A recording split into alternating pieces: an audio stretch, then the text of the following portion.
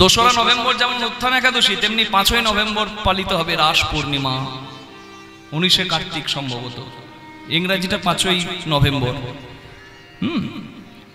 4ই November রাত্রি 10:36 লাগবে, আর তারপরের দিন 5ই নভেম্বর সন্ধ্যে 6:46 পর্যন্ত রাস পূর্ণিমার সময় থাকবে। সময়টাও বলে দিলাম। রাস পূর্ণিমার দিনে করতে হয় 3টে কাজ। ভোরবেলায় 5টা থেকে 5:30টার মধ্যে স্নান করতে হয়। পূর্ণিমার দিনে স্নান করলে স্নানের মাহাত্ম্য বেড়ে যায়। গঙ্গা স্নান, না হলে বাড়িতে স্নান, গঙ্গা জল মিশিয়ে। 8টা থেকে 9টার মধ্যে রাধা কৃষ্ণের পূজা। রাস পূর্ণিমা মানে বুঝতে পারছেন, রাস যাত্রা মানে বুঝতে পারছেন। যখনই যাত্রা শুনবেন, সেটা দোল যাত্রা হোক, ঝুলন যাত্রা হোক, রথযাত্রা হোক আর রাস যাত্রা হোক, যাত্রা কথাটা পেছনে থাকা মানে ভগবান যিনি মন্দিরে বিরাজ করছিলেন তিনি আসবেন ভক্তের কাছে, নিতাই গৌর হরি হরি বল, কৃপা করতে। এই যে রাধা গোবিন্দ রাস যাত্রায় দোল খাবে, সখীগণ সেবা দেবে, এখানে আপনিও বাড়িতে ছোট্ট একটা দোলনা করে বা রাধা গোবিন্দের যেভাবে আপনার ভক্তি আসে আপনি সেবা করবেন। আসল কথাটা হচ্ছে পূর্ণিমার দিনে তো চাঁদেরও পূজা করতে হয়। আমার মা এবং ঠাকুমাকে দেখতাম ক্ষীরের পায়েস করে ওই ছাদে রেখে দিত। চাঁদের যদি দৃষ্টি পড়ে, চাঁদ যেহেতু অমৃতের রসগোল্লা, চাঁদ অমৃতের বৃষ্টি করতে পারে। যদি ক্ষীরে অমৃত পড়ে, ক্ষীর প্রসাদ পেলে রোগ জ্বালা দূর হবে। এটা পূর্ণিমার দিনে, বিশেষ করে রাস পূর্ণিমায় করণীয়। আপনারা করলে করবেন, কিন্তু যেটা মূল সেটা জেনে যাবেন। তাহলে রাস পূর্ণিমার সময় রাধা কৃষ্ণকে ভক্তিটা অন্তর থেকে আসবে। সেটা কি? কৃষ্ণের কৃপা হলে কৃষ্ণকেও জয় করা যায়। অন্তর্ধ্যান রাসে তার প্রমাণ। রস আর রাসের পার্থক্য কোথায়? রস এই জাগতিক জগতের কথা, জয় নিতাই, আর রাস মানে রাধা গোবিন্দের আধ্যাত্মিক জগতের কথা। র আর দন্তস্বর মাঝে আকার বসেছে, এখানে জীবাত্মা পরমাত্মার মিলন, ভক্ত ভগবানের মিলন, তাই এটা আকার যুক্ত রাস, তাই রস নয় শুধু, কি রাস। দইয়ের হাড়ি চুনের হাড়ি দেখতে একই, দইয়েও সর পড়ে, চুনেও সর পড়ে, দইও সাদা চুনও সাদা, কিন্তু পার্থক্যটা অনেক অনেক অনেক অনেক। দই খেলে প্রাণ জোড়ায়, আর দই মনে করে চুন খেলে জীবন জ্বলায়। জয় নিতাই। এই পুরুষ আর পরম পুরুষ গোবিন্দকে এক করে দেবেন না? জয় রাধে। কৃষ্ণও লীলা করেছে, আমিও লীলা করছি। কৃষ্ণ গিরিগোবর্ধন ধারণ করেছে। তুমি একটা চিমনির ইট ধরো তো বা হাতের কড়ি আঙ্গুলে, আঙ্গুল মট করে ভেঙে যাবে। জয় নিতাই। তাই কখনো এক নয়, ওটা ভক্ত ভগবানের। এখানে গোবিন্দ হচ্ছে ভগবান পরমাত্মা, আর জীবাত্মা রূপে গোপীরা করেছেন রাসলীলা ভগবানের সঙ্গে। আসল শিক্ষাটা কি জানেন, যেটা আমরা জানতে চাই না? রাসলীলা মানে ভাবি শুধু নাচ না। শান্তিপুরের ভাঙা রাস বিখ্যাত, নবদ্বীপের শাক্ত রাস বিখ্যাত, পুরুলিয়ার নৃত্য রাস বিখ্যাত, রাস বহু জায়গায় বিখ্যাত, বৃন্দাবনের রাস উৎসব বিখ্যাত। কিন্তু রাসের আসল মাহাত্ম্যটা আমরা নৃত্যের বাইরে গিয়ে জানতে পারবো। শুধু রাস মানে একটু নাচ গান হবে আর রাত জেগে আমরা রাসলীলা দেখবো আর নাচবো, এটা রাসলীলা নয়। এখন যে উচ্ছৃঙ্খল নৃত্য পরিবেশন হচ্ছে, রাসের মাহাত্ম্য নষ্ট হয়ে যাচ্ছে। যেমন মহালয়ার মাহাত্ম্য নষ্ট হয়ে গেছে, আর মহালয়া দেখতে ভালো লাগে না। টিভিতে দেখবেন অসুরের যা স্টাইল, ও দুর্গাকে দেখবে কি অসুর দেখছে সবাই। হ্যাঁ, জিম করা বডি নিয়ে অসুর ব্রেক ড্যান্স করছে, আর ভক্তি আসবে? চলে গেছে। রাস পূর্ণিমার মাহাত্ম্য বলতে গিয়ে আমার কথাটা মনে পড়লো, রাস কীর্তন, কীর্তনীয়ারা রাস পরিবেশন করে, মহিলা শিল্পী বলুন পুরুষ শিল্পী বলুন, এত উচ্ছৃঙ্খল নাচ এখনকার দিনে শুরু হয়ে গেছে, আপনার দেখতে লজ্জা লাগবে। তাহলে যে নাচছে সে কতটা লজ্জার মাথা খেয়ে নাচছে ভাবুন একবার। না, এটা করা যাবে না। রাস শুধু নাচ নয়, যেটা আমরা জানতে পারছি না সেটা জানাতে হবে। রাসকে শ্রেষ্ঠ রাস লীলা বলা হচ্ছে কেন? নাচের জন্য নাকি? না, আমি যে প্রসঙ্গে কথাটা আনলাম সেই প্রসঙ্গটা দেখুন মিলে যাচ্ছে। রাস কেন শ্রেষ্ঠ লীলা? কারণ রাসের শিক্ষাটা হচ্ছে শ্রেষ্ঠ শিক্ষা। রাসের শেষ পর্যায়ের নাম কি? অন্তর্ধ্যান রাস। নাচের কম্পিটিশন হলো, গোপীরা জিতলো, মানে রাধারানী জিতলো আর কৃষ্ণ হারলো, এটা তো জানেন নাকি? কৃষ্ণ ক্ষমা চাইলো, বেশ। এই যে কৃষ্ণ ক্ষমা চাইছে, এরপর থেকে শুরু আসল রাস। যে কথা বলতে গেলে শুধু চোখে জল পড়বে, আর দুঃখের বিষয় আমরা জানতেও পারছি না। গোপীরা অহংকার করে বলছে জগতে যে কৃষ্ণ পূজিত সেই কৃষ্ণ আমাদের কাছে হাত জোড় করে দাঁড়ায়, তাহলে আমাদের একবার মহিমাটা জগৎ বুঝুক। এই যে অহংকার, কৃষ্ণ না চাইলে কেউ কি কৃষ্ণকে হারাতে পারে? গোপীরা অহংকারে বলে উঠল, এইখানে পদ আছে অন্তর্ধান রাসের পদ, আমাদের বশ কৃষ্ণচন্দ্র মনে ভাবি যত গোপী বৃন্দ, এতে কি গর্ব করিলা যবে অন্তর্ধান রাস হইলা তবে, রাধারে লইয়া করিল পয়ান এ গোবিন্দ দাস রসগান। খুব মন দিয়ে শুনবেন মা, এই যাবার সময় আমি এই কথাটা বলে বিদায় নিচ্ছি। কেন বলছি আপনারা একটু পরেই বুঝতে পারবেন। খুব মূল্যবান কথা, যাতে সবাই কৃষ্ণ ভক্ত হয় এবং কিভাবে ভক্ত হতে হবে সেটা জানতে পারে, তাই আমি এই কথাটা তুললাম। অহংকার করে গোপীরা বলল যে কৃষ্ণ আমাদের দাস, কৃষ্ণ আমাদের কাছে হাত জোড় করে দাঁড়ায়, আমরা এক ফোঁটা চোখের জল ফেলে একটা কৃষ্ণ করে দিতে পারি, কৃষ্ণ করার মন্ত্র আমরা জানি না। আর এই অহংকারে পরিণতি কি হলো? অহংকারে কৃষ্ণ হারাতে হয়। দর্পহারি তার নাম। সখীদেরকে ছেড়ে দিয়ে রাসমঞ্চ থেকে কৃষ্ণ অন্তর্ধান হয়ে গেল, মানে কৃষ্ণ চলে গেলেন। কাকে নিয়ে গেলেন? রাধারানীকে। এখানে কৃষ্ণ বুঝিয়ে দিলেন যে গোপী তো সবাই, কিন্তু রাধা তুল্য কেউ নয়। রাধারানীর হাতটি ধরে কৃষ্ণ ফুলের বনে গেলেন, পুষ্প কাননে। এবার রাধারানীর হাতটি ধরে যখন কৃষ্ণ যাচ্ছে, তখন রাধারানীর আবার অহংকার হয়ে গেল যে ওরে ললিতা বিশাখা, দেখলি তো গোপী তো সবাই, তবে রাধার তুল্য কেউ নয়। এই অহংকার। শুধু তাই নয়, গাছের ডালে একটা ফুল দেখতে পেয়ে রাধারানী বলে, ও শ্যাম ওই ফুলটা আমায় পেরে দাও। কৃষ্ণ বলে, ওই ফুল তো অনেক ওপরে, আমি পারবো কি করে? গাছের ডালে আমি পারবো কি করে? রাধারানী বলে, আমি কিছু জানি না, আমি মালা গেঁথেছি, ওই ফুলটা পেলে আমি মালার মাঝে বসাবো, ওই ফুলটা দাও।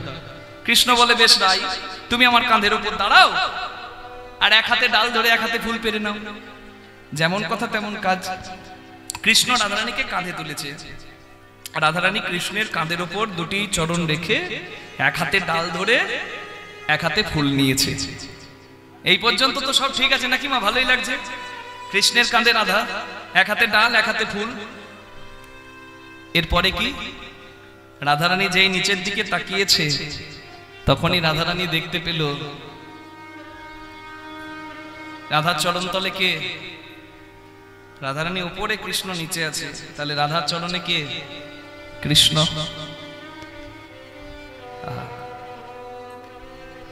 চরণেতে কৃষ্ণ কর দর্শন করিয়া অভিমানে মঞ্চে ধনী উপবিষ্ট হইলেন। যখনই দেখেছে চরণ তলে কৃষ্ণ, রাধারানীর অহংকার রাখার আর জায়গা নাই। রাধারানী বলছে মনে মনে, ওরে সখী, দেখলি তো তোরা, তোদের সবার কাছ থেকে আমাকে আলাদা করে আবার গোবিন্দ নিয়ে এলো, তাহলে আমার মতো কেউ নয়। আর আজকে যদি তোরা থাকতিস তাহলে দেখতিস,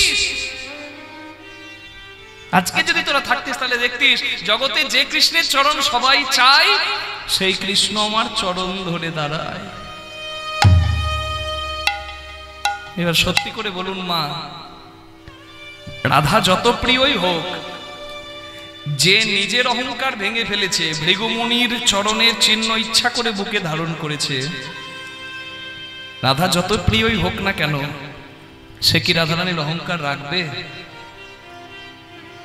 কৃষ্ণ সখীদের থেকে অন্তর্ধান হয়েছিল, রাধার অহংকারে রাধার কাছ থেকে অন্তর্ধান হয়ে গেল, মানে কৃষ্ণ চলে গেলেন, আর রাধারানী গাছের ডাল ধরে ফুল ধরে দাঁড়িয়ে রইল, চরণে কৃষ্ণ নাই। রাধা বুঝতে পারল যে যাকে নিয়ে অহংকার করা, তাকে অহংকার দেখানো সাজে না। ভগবানকে, কৃষ্ণকে বলতে হয় যে তুমি যা দিয়েছ সব তোমার, দিয়ে ধন বুঝে মন কেড়ে নিতে তোমার কতক্ষণ। তুমি থাকলে আমার থাকা, তুমি বিদায় নিলে আমার কোনো অস্তিত্ব নাই। কুঞ্জে যতক্ষণ কৃষ্ণ থাকে, এই কুঞ্জের অহংকার ততদিনই সাজে। আর আমি তোমাকে অহংকার দেখিয়েছি, তাই আমি তোমাকে হারালাম। তাই রাধারানী হাত জোর করে এখানে শিক্ষা দিলেন, হে জগৎ, তোমরা যেন অহংকার করো না। রাধা কাঁদলো, কৃষ্ণ এসে রাধার চরণ আবার ধরলো, বুকে রাধারানীকে জড়িয়ে ধরে কৃষ্ণ আবার এলেন রাধার কাছে।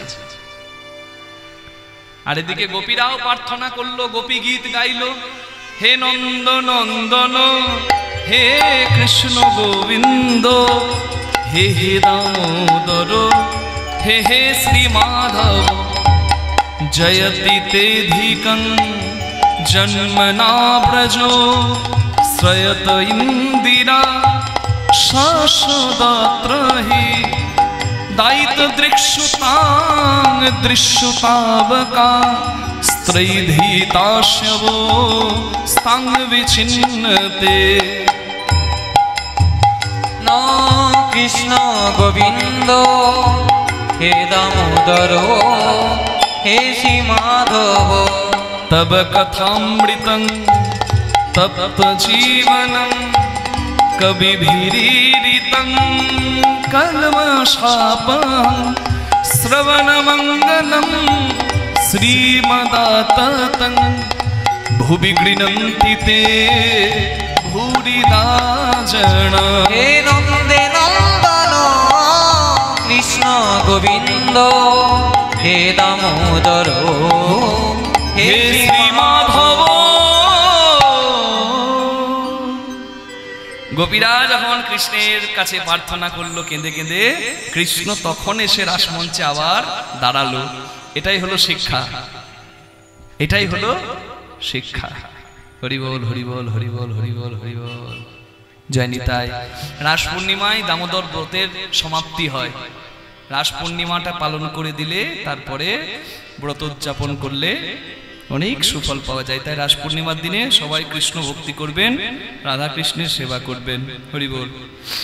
ভগবান শ্রীকৃষ্ণ ব্রজলীলা পূর্ণ করি বৃন্দাবন থেকে মথুরায় গেলেন, চানুর মুষ্টি কংস উদ্ধার করলেন। ঘটনাটা সংক্ষেপে আপনাদের সামনে তুলে ধরছি। কৃষ্ণ ভগবান কংস উদ্ধার করার পর পড়লেন আরো বড় সংকটে। কেন? কংসের শ্বশুরের নাম হচ্ছে জরাসন্ধ। কৃষ্ণ যেহেতু তার জামাই কংসকে মেরেছে, জরাসন্ধ বারবার মথুরাক্রমণ করে কৃষ্ণের ওপর হিংসায়। একবার দুবার নয়, 17 বার। হরি বল। 17 বার। আর যতবার আসে কৃষ্ণ ততবার হারিয়ে ঘর পাঠায়। আসলে জরাসন্ধ বধ হবে ভীমের হাতে, মহাভারতে আমরা জানি। কৃষ্ণ ইশারা করে ভীমকে দেখিয়ে দিয়েছিল একটা কাঠিকে ভেঙে তার দুটো দিক বিপরীত দিকে ছুড়ে, যে জরাসন্ধকে মাঝে মাঝে ভাগ করো, তারপরে তার শরীরের দুটো অংশ দুদিকে ছোড়ো বিপরীতে। জরাসন্ধ বধ হয়েছে কৃষ্ণের ইচ্ছাতে। তাহলে কৃষ্ণ চাইলেই পারতেন জরাসন্ধ উদ্ধার করে দিতে, কিন্তু জরাসন্ধ বধ হবে ভীমের হাতে। ইহাই ভবিতব্য। ন হরি শঙ্কর ব্রহ্মা চান্নথা কর্তুমর্হসি। জন্মের 6 নম্বর দিন, সেই দিনটাকে কি দিন বলে মায়েরা ভালো জানেন। কি দিন? ষষ্ঠী। কি ষষ্ঠী? হ্যাঁ, সেটেরও ষষ্ঠী বলে না, আমাদের দেশে বলে, আপনাদের তো এদিকে বলবে একই তো। তা সেই দিনে কি হয়? বিধাতা বিধিলিপি লেখে, আর সেই বিধিলিপি ন হরি শঙ্কর ব্রহ্মা চান্নথা কর্তুমর্হসি। স্বয়ং ব্রহ্মা বিষ্ণু মহেশ্বর খণ্ডান না। তাহলে বিধিলিপিতে লেখা হয়েছে কি মা, আপনারও আমারও। তাহলে যা কপালে নাই তা পাবার জন্য দুঃখ করে লাভ নাই, আর যেটা আছে সেটা কেড়ে নেবার অধিকারও কারোর নাই। ওই জন্য বলে না কপালের নাম গোপাল। হ্যাঁ, মিঠুন চক্রবর্তীকে জিজ্ঞাসা করছে সাংবাদিক, অন্যান্য অভিনেতাদের থেকে আপনি এত সফল হলেন কেন? কি গুণ আপনার মধ্যে? মিঠুন চক্রবর্তী চুল সরিয়ে কপালটা দেখিয়ে বলে আমার এইটা আছে। একদম সত্য কথা। গুণ অনুযায়ী কে কোন যোগ্যতা পাবে তা কিন্তু বলা মুশকিল, কিন্তু এইটা যদি সঙ্গ দেয় বাবা, হ্যাঁ, গ্রামের মধু জগৎ জোড়া বিখ্যাত মধুসূদন হয়ে বসে থাকে। গ্রামের মধু নাকি গো? জয় রাধে জয় রাধে।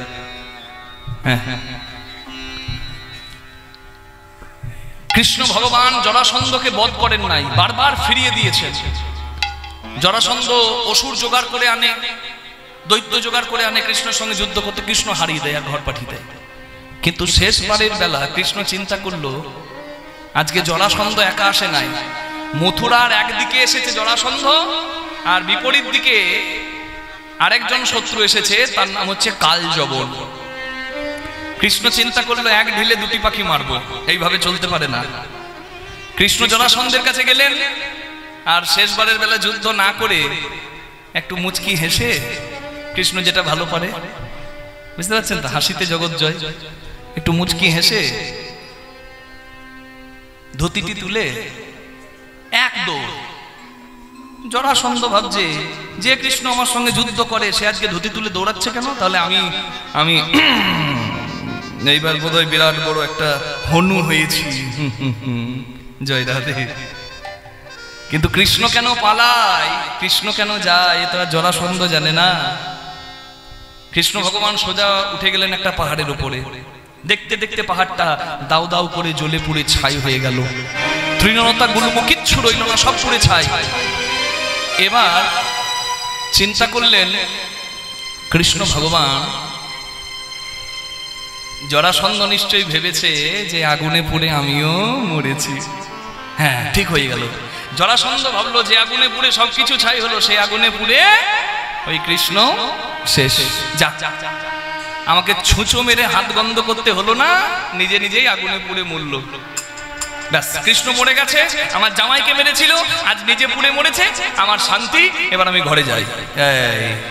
ভ্রমিত করে দিল জরাসন্ধকে। জরাসন্ধ ভাবছে কৃষ্ণ মরেছে, এই জরাসন্ধ চলে গেল। কিন্তু কৃষ্ণ মরবে কি মা? যে আগুন গিলে খায় সে আগুনে পুড়ে মরবে। যাকে স্মরণ নিয়ে প্রহ্লাদ আগুন থেকে বেরিয়ে চলে আসে, আর যে হোলিকা বর ছিল আগুনে পুড়বে না, সে পুড়ে ছাই হয়ে গেল। তার ভস্য নিয়ে প্রহ্লাদ আর তার ভক্তরা, হরিভক্তরা হোলি উৎসব করে দিল। হোলিকা দহনের পর ওই হোলিকার ভস্য থেকে হোলি উৎসব সৃষ্টি। হরিবল। তাহলে জয় রাধে। ওই যে আপনারা রং মাখেন দোলে, ওইটা অহংকারের পরিণতি, ভস্য। কৃষ্ণ পাহাড়ের ওপর থেকে যে পথে জরাসন্ধ ফিরে গেল তার বিপরীত পথে ঝাঁপ দিল। বিপরীত পথে ঝাঁপ দিয়ে দেখছে আরেকজন শত্রু অপেক্ষা করছে কৃষ্ণের জন্য। সে কে? কালযবন। কালযবন শুনেছিল কৃষ্ণ নামে একজন আছে পরম শক্তিধর, গিরি গোবর্ধনধারী, পতনা উদ্ধারকারী, অগাসুর বকাসুর তৃণবর্তাসুর উদ্ধারকারী। তাহলে ওই কৃষ্ণকে যদি আমি হারাই তাহলে জগতে আমার নাম হবে। তাই এসেছে কালযবন কৃষ্ণের সঙ্গে যুদ্ধ করতে। কিন্তু ভগবান কালযবনের সঙ্গেও যুদ্ধ করলেন না, ওই একই কাজ। একবার মুচকি হেসে দিলেন, ভালো আছে, আর ধুতিটি ধরে এক দৌড়। কালযবন ভাবছে ভি তু কা পুরুষ, এর নাম জগৎজোড়া। গোপীদের ছলনা করে পালিয়েছিস, আমাকে ছলনায় ফেলবি? দাঁড়া দেখাচ্ছি।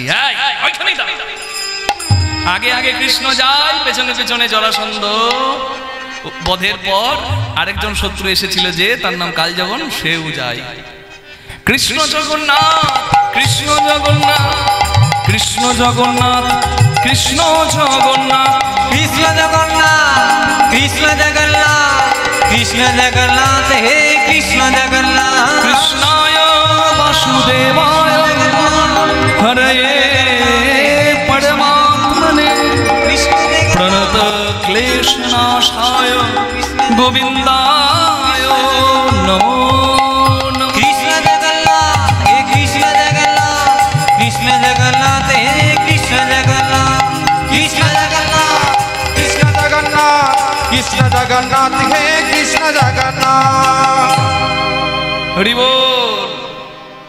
আপন ইচ্ছাই জীব কোটি বাঞ্ছা করে, কৃষ্ণের যা ইচ্ছা সেই ইচ্ছা পুরে। আপনি ব্যাগ নিয়ে দাঁড়িয়ে আছেন এই গুনুটিয়া মোড়ে, কোথায় যাবেন? গঙ্গাসাগরের মেলা। কোথায় যাবেন? জয়দেবের মেলা। কোথায় যাবেন? পুরী জগন্নাথ ধাম। কিন্তু আপনার ব্যাগ নিয়ে দাঁড়িয়ে থাকাই হবে যদি না আপনার ইচ্ছার সঙ্গে তার ইচ্ছা হয়। তার ইচ্ছাতে সকল অসাধ্য সাধন হয়, গঙ্গা জলে গঙ্গা পূজা হয়, সূর্যের আলোতেই সূর্যকে দেখা যায়, আর তার কৃপা হলেই তবেই কিন্তু ভক্ত তার সেবার যোগ্য হয়। নিতাই গৌর হরি হরি হরি হরি হরি বল। কৃষ্ণ ভগবান অন্ধকার প্রবসন পর্বতের অন্ধকার গুহার মধ্যে ঢুকে বললেন, যে গুহার মধ্যে শয়নে ছিল পরম হরিভক্ত মুচুকুন্দ। মুচুকুন্দর ঘুম যদি কেউ ভাঙায়, মুচুকুন্দ তাকালে সে পুড়ে মরবে, এটা কৃষ্ণ জানতো। তাই ঘুমন্ত মুচুকুন্দ যেখানে ছিল সেইখানে কৃষ্ণ ভগবান গিয়ে অন্তর্ধান হয়ে গেছে, লুকিয়ে পড়েছে। আর ওই কালযবন কৃষ্ণ মনে করে ঘুমন্ত মুচুকুন্দকে লাথি মেরে জাগিয়েছে। আবার ঢং করে ঘুম হচ্ছে, ব্যাস গল্প শেষ। মুচুকুন্দর ঘুম ভাঙলো, কৃষ্ণের সবই তো ইচ্ছা, ওই চক্ষু রোষানলে অগ্নিদগ্ধ হয়ে নিমেষের মধ্যে ভস্য হয়ে গেল কালযবন। সাপ মরল, লাঠিও ভাঙলো না। এই হলো আমার কৃষ্ণের লীলা, লীলাময় পুরুষোত্তম। এইবার ভগবান কৃষ্ণ ভাবলেন, যে জরাসন্ধ ফিরে গেছে, ভেবেছে আমি মৃত, সে যদি জানতে পারে আমি আছি বেঁচে, তাহলে আবার মথুরার সর্বনাশ করতে আসবে না। যদুকুলের সুরক্ষার জন্য আমাকে একটা নিরাপদ আশ্রয়ে যেতে হবে, যেখানে আমার অবর্তমানেও কেউ ক্ষতি করতে পারবে না, আমার দ্বারকা, আমার পুরীর।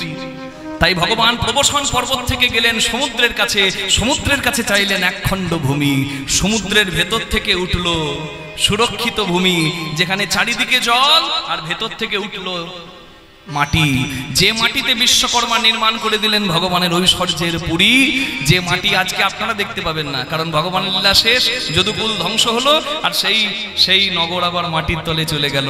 আপনারা ভেট দ্বারকা দেখতে পারবেন, আপনারা ভালকা দেখতে পারবেন, আপনারা হরিবোল সোমতীর্থ দেখতে পারবেন গুজরাটে গিয়ে, কিন্তু যেটা কৃষ্ণের লীলাভূমি, যেটা সমুদ্রের তলায় চলে গেছে, সেই দ্বারকাপুরী আপনারা দেখতে পারবেন না।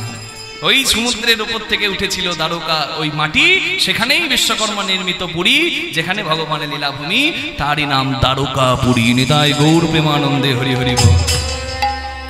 ভগবান দ্বারকার অধীশ্বর হয়ে বসে আছেন সোনার সিংহাসনে, যার কোনো অভাব নাই, তিনি হলেন সচ্চিদানন্দ ভগবান। ঐশ্বর্য সমগ্রশ্চ বীর্য যশ মাধুর্য শ্রিয় জ্ঞান বৈরাগ্যশ্চৈব সন্নাং ভগৈতিঙ্গনা। ঐশ্বর্য মাধুর্য শ্রী জ্ঞান যশ বৈরাগ্য, এই ছটি গুণকে ভগ বলা হয়। আর এই ছটি গুণ যার মধ্যে আছে, জানিবে সেই জন ভগবান নিশ্চয়। যেহেতু ছটি গুণ আমার কৃষ্ণের পরিপূর্ণ, তার ঐশ্বর্য আছে, তার মাধুর্য আছে, তার শ্রী আছে, তার জ্ঞান আছে, তার যশ আছে, তার বৈরাগ্য আছে, যেহেতু সব গুণ কৃষ্ণের মধ্যে বিদ্যমান, তাই কৃষ্ণ ভগবান, যার কোনো অভাব নাই। হরি বল। আমাদের অভাব আছে, যোগীর চিন্তা জগন্নাথ, ফকিরের চিন্তা মক্কা, ধনীর চিন্তা ধন 99 ধাক্কা, নাকি বাবা? যোগী জগন্নাথ ভাবে, ফকির মক্কা ভাবে। আমার মতো কিছু মানুষ সংসারে আছে যারা ভাবে কি করে 500 হবে, আর 500 কি করে 5 লাখ হবে, এই ভাবতে ভাবতে দিন চলে গেল। কিন্তু ভগবানের তো আমার অভাব নাই, অভাব নাই, কিন্তু তবুও ভগবানের চোখ থেকে জল পড়ে। কৃষ্ণ কৃষ্ণ কৃষ্ণ কৃষ্ণ, দিনান্তে একবার কৃষ্ণ বলো কেন? প্রথম টানেতে ব্রহ্মা আছে বিদ্যমান, কয়েরই মূর্ধন্য শয় নয়, মিলিয়ে নিন কে কে আছে কৃষ্ণ নামে। প্রথম টানেতে ব্রহ্মা আছে বিদ্যমান, দ্বিতীয় টানেতে যার বিষ্ণুর অধিষ্ঠান, তৃতীয় টানেতে মহাদেবের বখানি, কুণ্ডলী আকারে আছেন রাধা ঠাকুরানী, আদ্যা শক্তি মহামায়া রিকার 2 টান, এই তো প্রথম অক্ষর কয়েরই হইল বাখান। চন্দ্র সূর্য বরুণ পবন হুতাসন, স্বর্গমর্ত পাতাল জুড়িয়া ত্রিভুবন, এই সব ধ্যান যোগে জানিতে পারিয়া, কৃষ্ণ নাম রাখেন গর্গ ধ্যানেতে জানিয়া। তাহলে কৃষ্ণ বললে শিব বলা হবে, আমার জগৎ জননীও বলা হবে, আমার আল্লাদিনী রাধাও বলা হবে, দেব 33 কোটি দেব দেবতাকেও সম্মান জানানো হবে। তাই তো মহাপ্রভু বলতেন কৃষ্ণ বলো। কর্ষণ যার মধ্যে আছে সেই তো কৃষ্ণ জগৎ সংসারকে আকর্ষণ করে ফেলে। হরি বল। যাকে কেউ আশ্রয় দেয় না সে শিবের কাছে আশ্রয় পায়। ধুতরা আকন্দ যে ফুল কেউ নেবে না আমার শিব সেই ফুল নেয়। সাপ বিছা ভূত প্রেত যাদেরকে কেউ আশ্রয় দেয় না আমার শিব তাদেরকে আশ্রয় দেয়। আশুতোষ অল্পতেই তুষ্ট হয়, সেই আশুতোষ শিবের কাছে এনেছে নিজের স্বামীকে চাঁদের স্ত্রীগণ, যে একমাত্র উপায় করতে পারে মহাদেব। মহাদেব বাবা সম্পর্কে জামাই বাবু জয় রাধে হরি বল। আচ্ছা মা বলুন তো, শালীরা যদি এসে কাঁদে কোন জামাইবাবু ঠিক থাকতে পারে? শালীদের কান্না দেখলেই জামাইবাবু কি করে ঠিক থাকবে বলুন? মহাদেব বলছেন তোমাদের চোখের জল আমি সহ্য করতে পারছি না, আমি না জামাইবাবু, আমি ব্যবস্থা করে দিচ্ছি। চাঁদ পাপ করেছে, দাও, আমি আমি আমি ব্যবস্থা করে দিচ্ছি। শিব চন্দ্র ধারণ করলেন, অক্ষয় জটার স্পর্শে চাঁদ অক্ষয় রইল, ক্ষয় হলো না, এইখানে রইল। চন্দ্র ধারণ করে শিবের নাম হলো চন্দ্রশেখর, চন্দ্রচূড়, চূড়ে চন্দ্র। হরি বল। এইবার চাঁদের স্ত্রীগণ গুরু বৃহস্পতির কাছে স্তব করে বললেন, আপনি আমাদের স্বামীর একটা ব্যবস্থা করুন। বলে তোমাদের স্বামী কি এখনো বেঁচে আছে? তার ব্যবস্থা অনেকদিন আগে করে দিয়েছি অভিশাপ দিয়ে, এখনো আছে? কুলাঙ্গারটা মরে নাই? না না, ও তো জানে না যে তাকে ফ্রিজে রাখা আছে, স্টোর করা আছে। ভাবছেন ফ্রিজ কি? আরে কৈলাস পর্বতে শীত থাকে, চারিদিকে বরফ, তো ওই জন্য ফ্রিজ বললো। ফ্রিজে শাকসবজি নষ্ট হয় না, ও চাঁদকেও রাখা আছে, সেও নষ্ট হয়নি, ওই জন্য ফ্রিজ বললো। আপনারা আবার ফ্রিজ ভাববেন না। জয় রাধে। বলে যদি থাকে তোমাদের স্বামী, যাও সোম তীর্থের জলে স্নান করাও। এই সেই জল যে ব্যাখ্যা করছিলাম, এক হয়েছে, তিন এক হয়েছে, সমুদ্রে মিশেছে। এই জলে স্নান করানোর ফলে চাঁদ, ওই যে শিবের জটায় ছিল, ওই চাঁদ ক্ষয় রোগ মুক্ত হলো। হ্যাঁ, অমাবস্যায় চাঁদের মৃত্যু না হয়ে চাঁদ আবার প্রতিপদে পড়ে গেল। তাহলে পূর্ণিমায় 15 কলা চাঁদ, 1 কলা করে ক্ষয় হতে হতে অমাবস্যা হতে না হতেই আবার প্রতিপদ হয়। এই হলো উদয়স্ত 15 কলা চাঁদের হিসেব। কিন্তু শিবের প্রতি কৃতজ্ঞতা জানাতে চাঁদ 1 কলা প্রতিরূপ চাঁদ রূপে শিবের জটায় রইল। আকাশের 15 কলা আর শিবের মাথায় 1 কলা নিয়ে হয় 16 কলা পূর্ণ, বলি না তো? 16 কলা পূর্ণ, এই 16 কলার হিসাব। চাঁদ জ্যোতি পেল ফিরে, তাই নাম হলো তীর্থের প্রভা, মানে জ্যোতি যুক্ত আস। বলুন প্রভাস তীর্থ কি? কৃষ্ণ ভগবান যজ্ঞ করবেন কি? আবার বলে জয়। হ্যাঁ, যজ্ঞ করবে তো। হরি বল। আর যজ্ঞের শর্ত কি? 3টি শর্ত। সবাইকে নেমন্তন্ন করতে হবে, 1। 2, যে যা চাইবে তাকে তাই দিতে হবে। আর 3, দিতে দিতে শেষ হয়ে গেল, ভিক্ষার আঁচল ভগবানকে পাততে হবে। কৃষ্ণ ভগবান বললেন ভিক্ষার আঁচল পেতেই যজ্ঞ হবে। শুধু প্রভাস যজ্ঞ নয়, আগত কলিকালে আমি যখন গৌরাঙ্গ হব, ভক্তের দ্বারে দ্বারে ভিক্ষার আঁচল পেতে আমি হরিনাম যজ্ঞ সফল করব। হরি বল। এই জন্য হরিনাম যজ্ঞে ভিক্ষা করতে হয়, থাকুক না থাকুক, মহাপ্রভুর আদেশ, তুমি আঁচল পাতো। হরি বল হরি বল। যজ্ঞ সাঙ্গ হবে যবে, যে দান চাইবে, তুমি দান করিবে হাসি মুখে, তুমি দান করিবে হাসি মুখে। যোগ্য সঙ্গ হলে পরে যে জনা যে দান চাইবে, তুমি দান করিবে হাসি মুখে, তুমি দান করিবে হাসি মুখে। আবার সর্বশেষ ধন দিয়া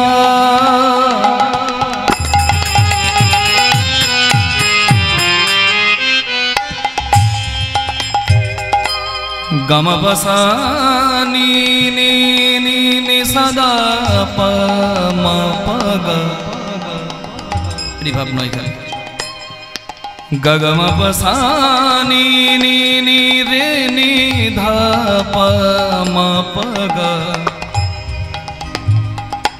গামাপানি সা গা গা পা মা গা মা রে নিরে মারে নি ধাসা যোগ্য সঙ্গ রাগ পটদীপ গাগামাপাসা নি নি নি রে নি ধা পা মা পা গা যোগ্য সঙ্গ হবে যবে যে জনা জাদান চাইবে তুমি দান করিবে হাসি মুখে তুমি দান করিবে হাসি মুখে একবার যোগ্য করো যোগেশ্বর তুমি যোগ্য করো যোগেশ্বর ভক্ত বাঞ্ছা পূর্ণ তুমি করো যোগ্য করো যোগেশ্বর ভক্ত বাঞ্ছা পূর্ণ করো একবার কৃপাময় হরি নাম ধরো বাঞ্ছা পূর্ণ করো কৃপাময়ী হরি নাম ধরো ভক্ত বাঞ্ছা পূর্ণ করো কৃপাময়ী হরি নাম ধরো ভক্ত বাঞ্ছা পূর্ণ করো কৃপাময়ী হরি নাম ধরো তুমি যোগ্য করো যোগেশ্বর তুমি দান করিবে হাসি মুখে তুমি দান করিবে হাসি হরি বল। ভগবান যজ্ঞ করবেন বলে পত্র লিখলেন নিজের হাতে। নিমন্ত্রণ না করলে কেউ কারোর বাড়িতে আসে? একমাত্র একটা জায়গা যেখানে নিমন্ত্রণ লাগে না, সেটা কি বলুন তো? এই হরিনামের আসর। নিতাই গৌর হরি বল। রাস্তা দিয়ে যে যায় ইচ্ছা হলেই এখানে বসে পড়তে পারে। ভগবান পত্র লিখলেন, হরি বল। পত্র লিখে শঙ্করে, লিখে শঙ্করীরে পরে, পত্র লেখে শঙ্করে, লিখে শঙ্করীরে পরে, কৈলাসের দেব দেবী গণে জনে জনে, কৈলাসের দেবে দেবী গণে, আরে কিবা কৈলাসের দেবে দেবী গণে। তারপর ব্রহ্মারে লিখে পত্র ইন্দ্রের, তারপরে ব্রহ্মারে লিখে পত্র ইন্দ্রের, সুরনর দেব দেবী গণে জনে জনে সুরনর দেবী দেবী গণে, পত্র জনে জনে সুরনর দেবী দেবী গণে। হরি বল। প্রথম পত্র গুরু বাড়িতে শান্তিপুনি মুনির কাছে শিষ্যত্ব গ্রহণ করেছে বলে মুনির আশ্রমে প্রথম পত্র। হরি বল। যে কোনো পূজা শুরুর আগে পঞ্চ দেবদেবীর পূজা হয়, তাই তো? গণেশ, রমেশ, উমেশ, দীনেশ আর মা মহামায়া, এই পঞ্চ দেবদেবীর পূজা হয়। হরি বল, হরি বল, হরি বল। আর যজ্ঞের নেমন্তন্নটা প্রথম গুরু গোবিন্দের চরণে করতে হয়। যে কোনো পৈতে বাড়ি হোক, অন্নপ্রাশন বাড়ি হোক, কিংবা শুভ বিবাহের অনুষ্ঠান হোক, গুরু গোবিন্দের চরণে প্রথম নেমন্তন্নের কার্ডটা দিয়ে দেবেন। কি কৃষ্ণের গুরু কৃষ্ণ দান করবেন বলে পত্র লিখেছেন।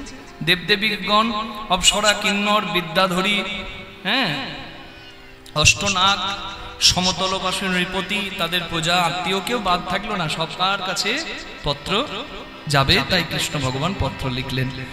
এইবার পত্র লেখা তো হয়ে গেছে, কিন্তু ঠিক হয়েছে না ভুল হয়েছে গুরুজনকে একটু দেখিয়ে নিতে হয়। এখনো গ্রামে গ্রামে আছেন দেখবেন, গুরুজনের কাছে অনুমতি নিতে হয়। হয় বাবা? হয়তো নাকি? হ্যাঁ, কৃষ্ণ যে পত্র লিখেছে ঠিক হয়েছে কিনা, ওখানে গুরুজন কি আছে দাদা বলরাম? তাই পত্র লিখি পরে দিলারাম তরে, হাসি হাসি ঘন পত্র লিখিবারে দিলারাম করে, হাসি হাসি ঘন একে একে পত্র নিরখি বলাই, দেখে ব্রজের পত্র না। একে একে পত্র নিরখি বলায়, ব্রজের পত্র নাই।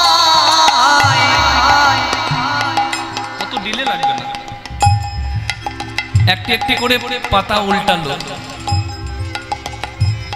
নিমন্ত্রণ পত্রগুলো বলরাম দাদা দেখে নিল।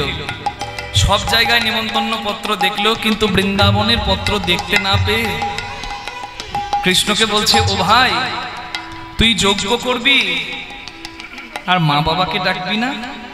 ওরে বৃন্দাবনে পত্র কই রে, বৃন্দাবনে কত কইরে, ভুলে গেলি ভাই মাতা পিতারে। বৃন্দাবনের কত কইরে, ভুলে গেলি ভাই মাতা পিতারে। যার মা কাঁদে তার যজ্ঞ কি রে, ভাই মাতা পিতারে, তার যজ্ঞ কি রে, ভুলে গেলি ভাই মাতা পিতারে, কাঁদে তার যজ্ঞ কি রে, ভুলে গেলি ভাই মাতা পিতারে। বৃন্দাবনে কত কইরে।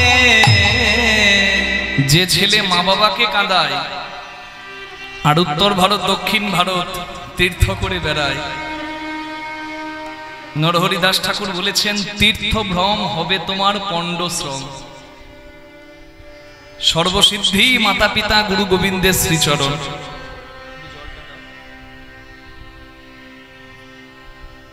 মা বাবার কাছে আশীর্বাদ নিলে তার জয় জয় হয়ে যায় মা।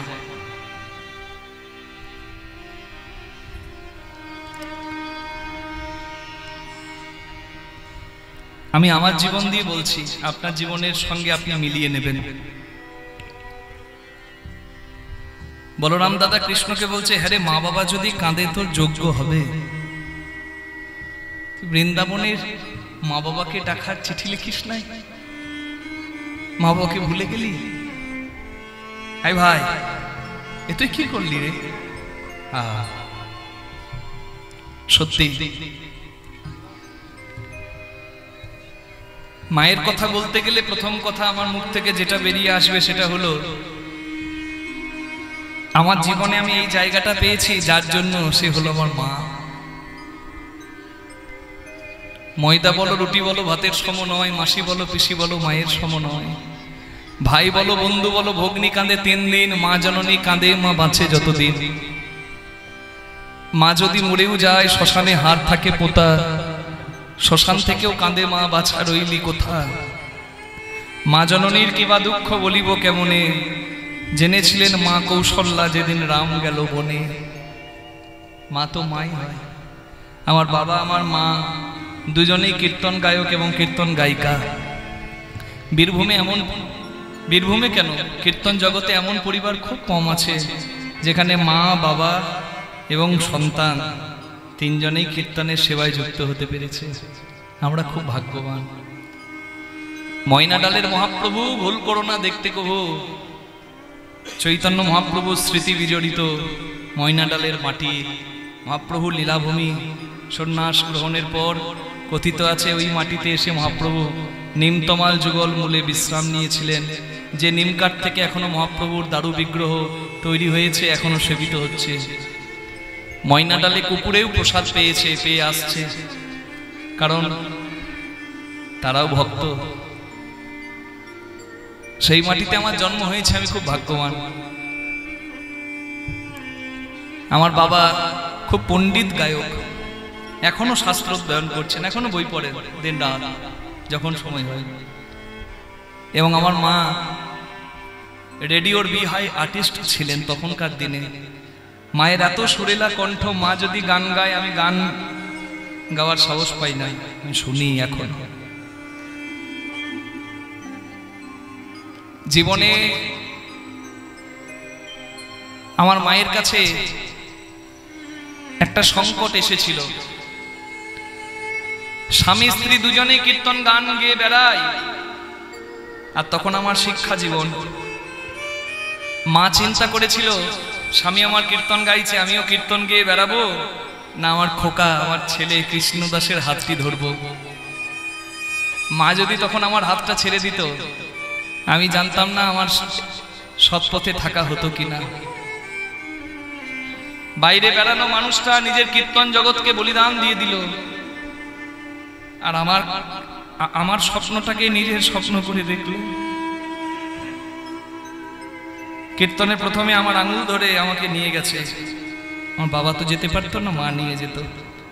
একটা কথা আপনাদের বলি, কীর্তনের পরে গরম দুধ খেলে একটু আরাম হয় গলায়, আমি ভালোবাসি খেতে। তো যে গ্রামে কীর্তন করতে যেতাম, আমার মা দেখতাম গানের পরে ঠিক দুধ জোগাড় করে দিয়েছে। আমি মাকে একদিন বলছি, ও মা, যেখানে গান গাইতে যাই এই গরম দুধ পাবো কোথায়?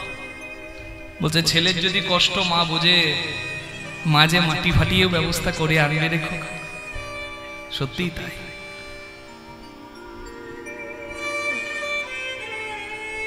আমার জীবন দিয়ে আমি বললাম, আপনারা মিলিয়ে নেবেন।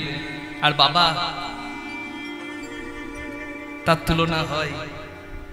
মা যেমন সব থেকে মিষ্টি নাম, মিষ্টি ধ্বনি, তেমনি পিতা হলো জগতের সব থেকে নিরাপদ আশ্রয়। আপনি রাখতে পারেন বাড়িতে 1 লাখ টাকা মাইনে দিয়ে বডিগার্ড, কিন্তু ডাকাতের দল আপনার ক্ষতি করতে ঢুকলে ওই 1 লাখ টাকা মাইনেওয়ালা বডিগার্ড নিজের বডি বাঁচাতে পালিয়ে যেতে পারে। কিন্তু 80 বছরের বুড়ো যে 1 টাকা মাইনের পরোয়া করে না, সারা জীবন আপনাকে দিয়ে গেছে, নিজের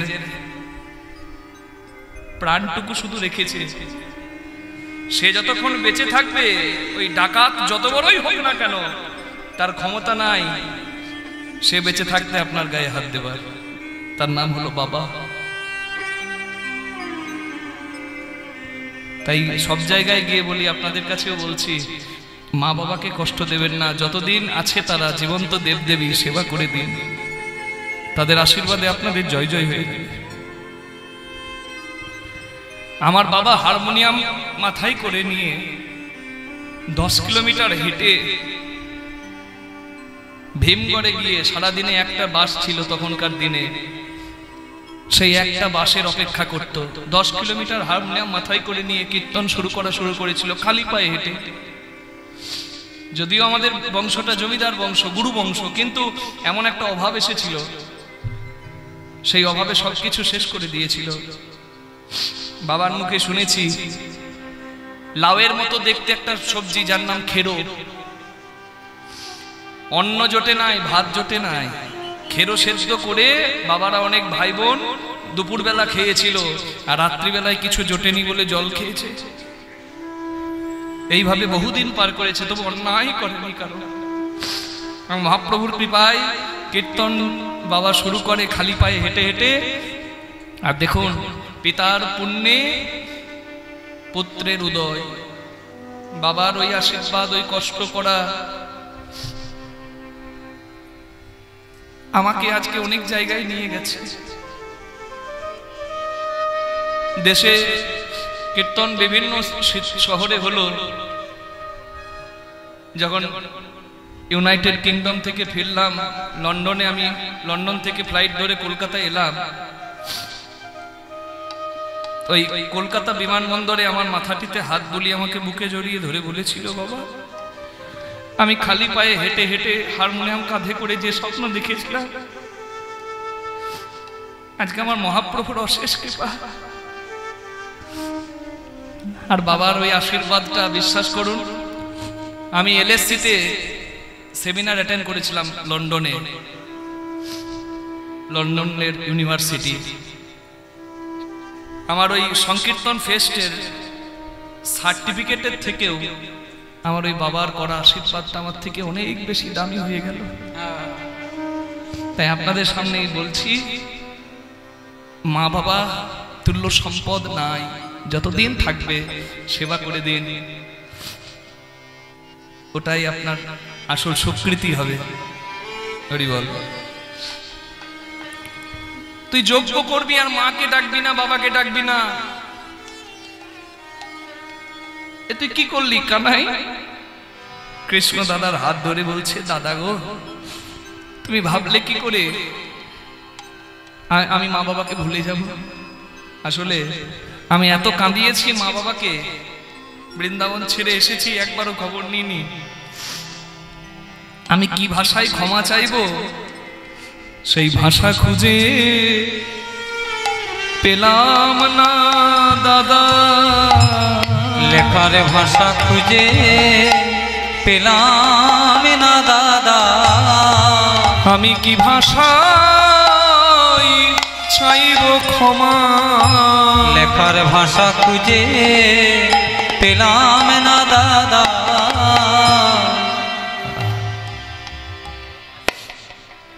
আমি বলে দিচ্ছি, তুই লিখে দে। দাদা বলরাম বলেছে বলে আমার কৃষ্ণ ভগবান ক্ষমাপত্র লিখলেন যে তোমরা আমায় আশীর্বাদ না করলে আমার যজ্ঞ সফল হবে না। পুত্রের দোষ পিতা ক্ষমা করে, ছেলের অপরাধ পিতা না করে গণন, তুমি মোরে ক্ষমা করো, এই নিবেদন। তুমি আমায় আশীর্বাদ করো। এইবার চিঠি লেখা তো সব জায়গায় হয়ে গেল, চিঠিগুলো নিয়ে যাবে কে? সে আমাদের ময়না ডালের বিখ্যাত একটা সুর আছে, মনসাই ঘরানা। হরি বল। রামের বচন শুনি হাসি কহে চিন্তামণি, নিমন্ত্রণের ভার কে বালবে। রামের বচন শুনি হাসি কহে চিন্তামণি, নিমন্ত্রণের ভার কে বালবে। তা শুনি মোহন কহে কিবা চিন্তা করো সবে, তা শুনি মোহন কহে কিবা চিন্তা করো সবে। শুনি মোহন কহে কিবা চিন্তা করো তাহে, দেবর শিরে ভার দেহ এবে, দেবর শিরে ভার দেহ এবে। যথাজ্ঞা নিমন্ত্রণের চিঠিগুলো সব মাথায় করে নিয়ে নারদ মুনি স্বর্গ মর্ত পাতাল সব জায়গায় নিমন্ত্রণ করে দিল। হরি বল, হরি বল, হরি বল, হরি বল। সব জায়গায় নারদ মুনি ছুটে গেল। জয় রাধা রমন জয় কুঞ্জ বিহারী, জয় উলুধ্বনি হরি হরি বল। রমন জয় কুঞ্জ বিহারী, জয় রাধা রমন জয় কুঞ্জ বিহারী, জয় রাধা রমন জয় কুঞ্জ বিহারী, জয় যশোদানন্দন যশোদানন্দন, গোবর্ধন গিরিধারী, জয় রাধা রমন জয় কুঞ্জ বিহারী, জয় রাধা রমন জয় কুঞ্জ বিহারী, জয় রাধা রমন জয় কুঞ্জ বিহারী, জয় নবীন নীল দল জয় শ্যাম সুন্দর, আমার মদন মোহন বংশীধারী, জয় কালীয় দমন, জয় কালীয় দমন, গোপীজন হৃদি বিহারী, জয় রাধা রমন জয় কুঞ্জ বিহারী, জয় রাধা রমন জয় কুঞ্জ বিহারী, হে কৃষ্ণ করুণা সিন্ধু জয় দীনবন্ধু সকলদেবতে গোপেশ গোপিকাকান্ত রাধাকান্ত নমস্তুতে, জয় রাধা রমন জয় কুঞ্জ বিহারী, জয় রাধা রমন জয় কুঞ্জ বিহারী, দেখা দাও রমন হে মোর রাধিকা রমন গোপীজন হৃদি বিহারী, দেখা দাও দাও দেখা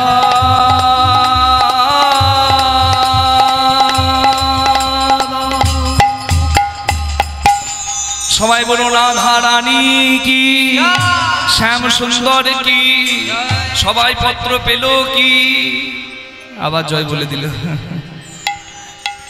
সবাই পত্র পেল কি? হ্যাঁ, সবাই ত্রিভুবনের সবাই পত্র পেল। আর সব জায়গায় পত্র পেয়ে সবাই নিজ নিজ অর্ধাঙ্গিনীকে সঙ্গে করে কৃষ্ণ ভগবানের যজ্ঞে গেল। মা অন্নপূর্ণা রান্নাঘরে থাকবে, তাহলে যত ভক্তই প্রসাদ পাক, অন্যের অভাব হবে না, অন্যের অভাব হবে না। অন্নপূর্ণা সঙ্গে রইলে অন্যের অভাব হবে না, অন্নপূর্ণা সঙ্গে রইলে অন্যের অভাব হবে না। অন্নপূর্ণা সঙ্গে রইলে অন্যের অভাব হবে না। তাহলে মা অন্নপূর্ণা রান্নাঘরে বসবে, মা লক্ষ্মী ভাড়ার ঘরে বসবে, তাহলে যতই দান করুক ধনের অভাব হবে না। আর মা সরস্বতীর দায়িত্ব আমি সবার কণ্ঠে থাকবো। আর যখনই ভক্ত ভগবানের যুগল হবে, পূর্ণাহুতি হবে, আমি করব উলুধ্বনি, করব উলুধ্বনি, করব জয়ধ্বনি, করব উলুধ্বনি, করব জয়ধ্বনি, করব উলুধ্বনি, করব জয়ধ্বনি। হরি বল, হরি বল, হরি বল, হরি বল, হরি বল। উলুধ্বনি হরিধ্বনি হবে।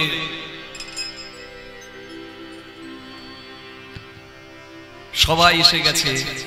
এইবার আনন্দে নারদ মুনি বৃন্দাবনে এলেন। কিন্তু বৃন্দাবনে কি আনন্দ আছে মায়া? আনন্দময় কার নাম? গোবিন্দের। আর সেই আনন্দময়ী বৃন্দাবনে নাই, তাহলে বৃন্দাবনে আনন্দ হবে কি করে? নারদ মুনি বৃন্দাবনে এলেন, আর এসে যা দেখলেন, নারদ মুনি দেখে খুব কষ্ট পেলেন, খুব দুঃখ পেলেন। বৃন্দাবনের দশা কেমন? কৃষ্ণ বিরহে বৃন্দাবন যেন শ্মশান। নারদ মুনি দেখতে পেলেন, দেখে শ্রীরাম সখা পটেতে আঁকা শ্যামের মূর্তি হেরে। দেখে শ্রীরাম সখা পটেতে আঁকা শ্যামের মূর্তি করে। পাকা পাকা ফল হাতে লইয়া বলে, কানাই খারে খারে। পাকা পাকা ফল হাতে লইয়া বলে, কানাই খারে বলে। দেখে শ্রীরাম সখা পটেতে আঁকা শ্যামের মূর্তি করে। দেখে শ্রীরাম সখা পটেতে আঁকা শ্যামের মূর্তি করে। বন্ধু,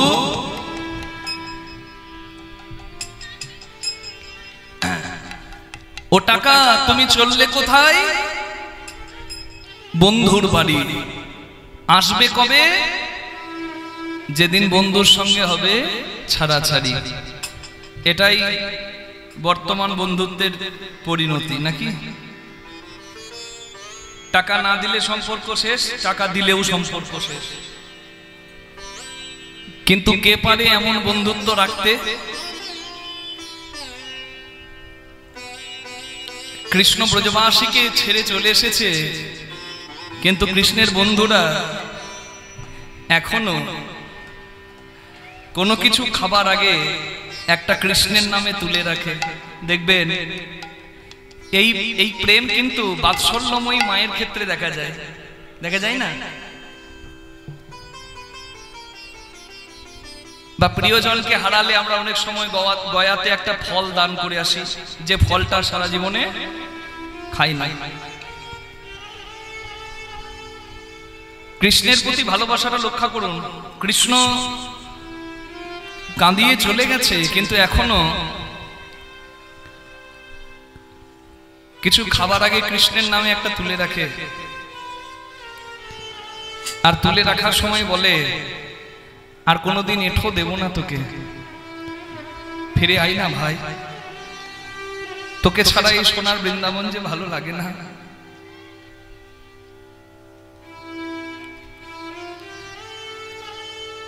শুধু বন্ধুদেরকে নয়, নারদ মুনি এগিয়ে গিয়ে দেখলেন এক খেপি পাগলিকে, চুলগুলো জটা হয়ে গেছে, শাড়িটা ছেঁড়া ময়লা, শাড়ির আঁচলটা মাটিতে গড়াগড়ি খাচ্ছে। আর ওই মা যাকে দেখতে পাচ্ছে, হরি বল, যাকে দেখতে পাচ্ছে তাকে গোপাল গোপাল বলে জড়িয়ে ধরছে। ছেলে ছোটবেলায় খেতে চাই না, মা জোর করে খাওয়ায়, দেখেছেন? বাবা অতটা খেলি, আর একটু বাকি আছে, খেয়ে নে বাবা, আমার শোনা মা।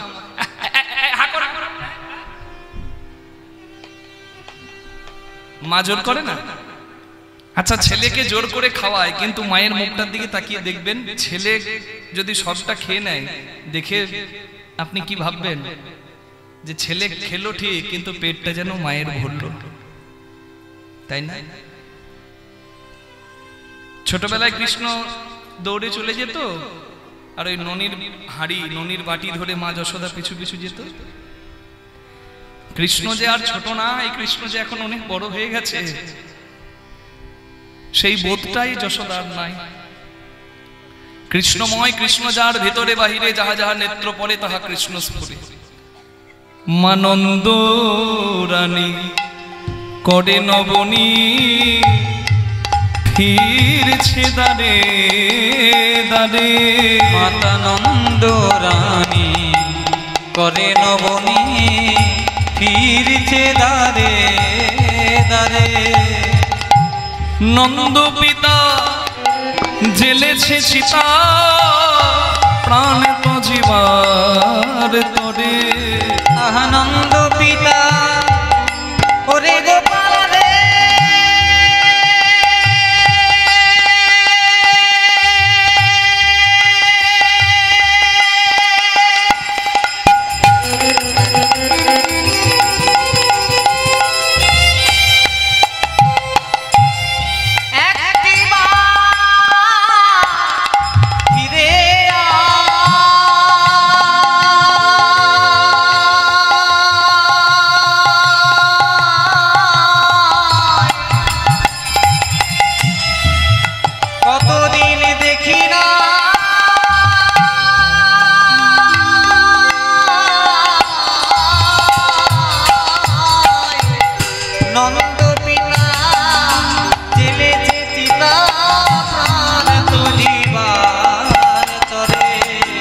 মাতা নন্দ রানী করে নবনী ফিরছে দারে দারে।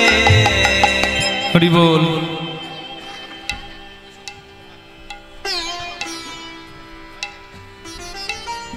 যাকে দেখতে পাচ্ছে মা যশোদা, তাকেই ভাবছে আমার গোপাল। হরি বল।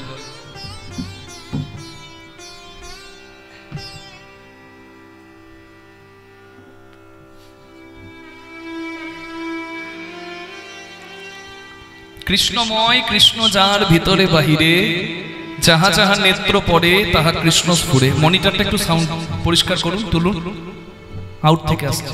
হরি বল। কৃষ্ণ পদে মতি হোক, শরীর আনন্দে থাক। যার ভেতরে ভগবান আছে, সে যেদিকে তাকায় সে ভগবানকে দেখে। শাস্ত্রে বলা আছে যে সর্বং খলুং ইদং ব্রহ্ম, সর্বত্র ভগবান বিরাজ করছে। এই জন্য সনাতন ধর্মের মানুষ হিসেবে মাঝে মাঝে নিজেকে, নিজের খুব গর্ববোধ হয়, জানেন? ধর্ম অনেক আছে জগতে, কিন্তু সনাতন ধর্ম আমার হিন্দু ধর্ম, এই ধর্মের মানুষ আমি, এটা ভাবতেই নিজেকে খুব গর্বিত লাগে। কেন জানেন? এত স্বাধীনতা কোনো ধর্মের পাবেন না। আপনি গাছের পূজা করতে পারেন, মাছের পূজা করতে পারেন, কুমিরের পূজা করতে পারেন, সাপের পূজা করতে পারেন, আপনি মাটির প্রতিমার পূজা করতে পারেন, আপনি পাথর পূজা করতে পারেন, শিলা পূজা করতে পারেন, আপনি নিজের মা বাবাকে পূজা করতে পারেন, আপনি আবার ইচ্ছা যদি না থাকে আপনি নিরাকার ব্রহ্মেরও উপাসনা করতে পারেন। এত স্বাধীনতা অন্য কোনো ধর্ম দিয়েছে বলে আমার মনে হয় না। যেভাবে খুশি আপনি আপনার ইষ্টকে স্মরণ করতে পারেন।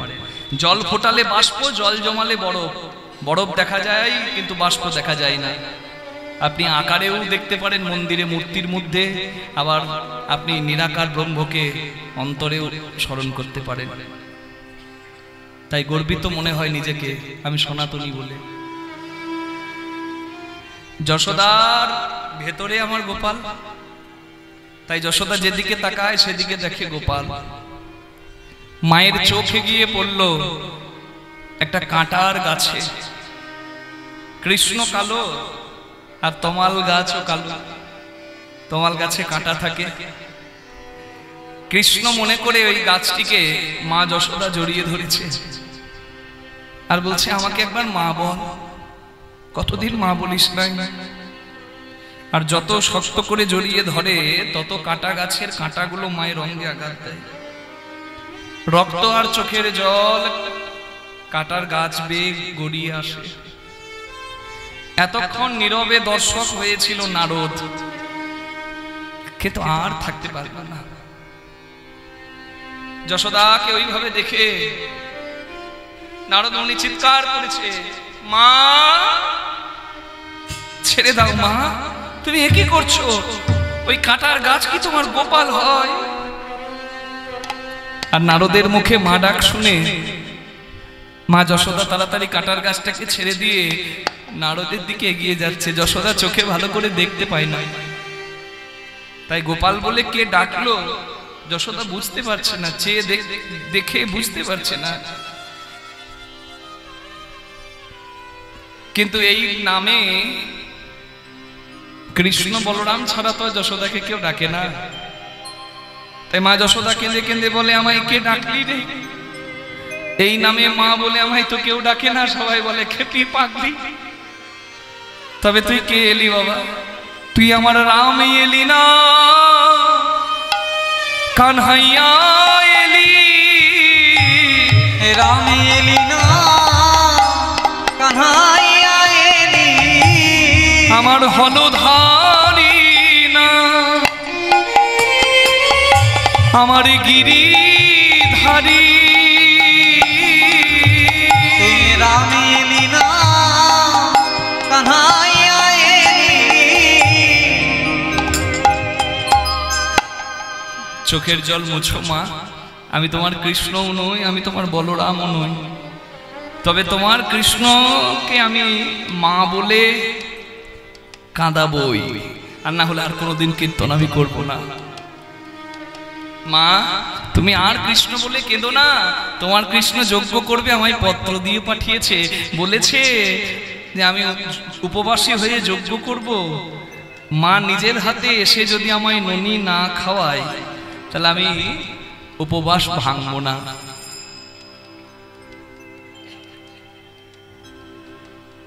ছেলে যদি ভালো কাজ করে বাবা মায়ের বুকটাই বড় হয়, হয় না? সব থেকে বড় হয়। আমার বাবার কাছে যদি কেউ গিয়ে বলে সন্তোষ বাবু আপনিও কীর্তন করলেন আর কৃষ্ণদাসও কীর্তন করলো, কৃষ্ণদাস মনে হচ্ছে আপনাকেও টপকে চলে যাবে, আমার বাবার কি হিংসা হবে? আমার বাবার সব থেকে আনন্দ হবে। আমাকে যদি কেউ বলে তুমি যতই কীর্তন করো তোমার বাবার কীর্তন আহা আজও মনে থাকবে গো, ও কীর্তন আর হবে না, আমার হিংসা হবে কি? আমার বুকটা বড় হবে। আমি বলবো এদেরকে দেখছো আমার বাবার নাম করছে। এটা হলো পিতা পুত্রের সম্পর্ক। ভাই ভাইয়ের হবে না, ভাই ভাইয়ের হবে না। ভাই ভাইকে টপকে গেলে একই ব্যবসায়ী, ভাইয়ের যদি বেশি নাম হয় দাদার হিংসায় গা জ্বলে যাবে। স্বাভাবিক ব্যাপার, স্বাভাবিক ব্যাপার। ভাইয়ের ক্ষেত্রে যেমন দাদার ক্ষেত্রে তেমন। কিন্তু পিতা পুত্রের সম্পর্কটাই এমন। হরি বল, বাৎসল্য রস, ওই জন্য তার স্থান আলাদা। কৃষ্ণ যজ্ঞ করবে, আপনার আশীর্বাদ না পেলে সে আমায় বলেছে যে আমার যজ্ঞ সফল হবে না, পিতার আশীর্বাদ প্রয়োজন। নন্দ বাবা আপনি চলুন। নন্দরানী নন্দ বাবা শত অভিমান থাকলেও কৃষ্ণের মঙ্গল বার্তা শুনে তারা যাবার জন্য প্রস্তুত হয়ে গেল। ক্ষীর সর ননি তারা তো দিতে জানে, তারা নিতে জানে না, তাই ক্ষীর সর ননি ফলমূল সমস্ত কিছু সাজিয়ে নিয়ে কৃষ্ণের উদ্দেশ্যে ব্রজবাসীগণ যাত্রা করলেন। শুদ্ধমতী যশোমতী নবনিরথারি, যমতি যশোমতি নবনিরথালি, যাইবে প্রভাসে এই মানত করি, যাইতে প্রভাসে এই মানত করি, সাজাইতে লাগিল সাজাইতে লাগিল, থারি থারি ক্ষীর ননি সাজাইতে লাগিল, থারি থারি ক্ষীর ননি সাজাইতে লাগিল, আরে তারি খিরি ননি সাজাইতে লাগিল। চলিতে না পারে তারা চলে হামা দিয়া, চলিতে না পারে তারা চলে হামা দিয়া, গড়াগড়ি দিয়ে যায় কৃষ্ণ বলি, গড়াগড়ি দিয়ে যায় কৃষ্ণ বলিয়া, সখীগণ সঙ্গে যাবে শ্রীমতী কিশোরী, গণ সঙ্গে যাবে শ্রীমতী কিশোরী, হেন কালে ননদিনী আইলো ফুকরি, কালে ননদিনী আইলো ফুকরি, কুটিলা এলো কুটিলা এলো, ফুকারি ফুকারি রাই, কুটিলা এলো ফুকারি নাই কুটিলা এলো, ফুকারি ফুকারি রাই কুটিলা এলো। আগো এই যে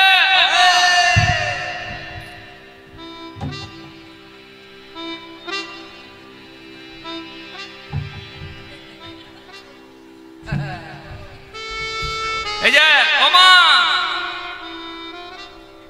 যেতে দেখলেন, যেতে দেখলেন আমাদের ঘরের বউটাকে যেতে দেখলেন, চিনতে পারছেন না আমাদের ঘরের বউকে? ওই যে কুলোটা কুলনাশিনী রাধা গেল, এদিকে গেল। ও এরা বলবে না, এরা সব রাধার দলের লোক। আমিও কুটিলা, আমি ছেড়ে কথা কইব না, আমি দাদার কানে খবরটা দিই। কুটিলা মানে বুঝতে পারছেন তো রাধার কে? কে বলুন তো? হ্যাঁ, ননদ। তা ননদ বলছেন মুখে, আর হাসছেন কেন? ঘরে আছে নাকি?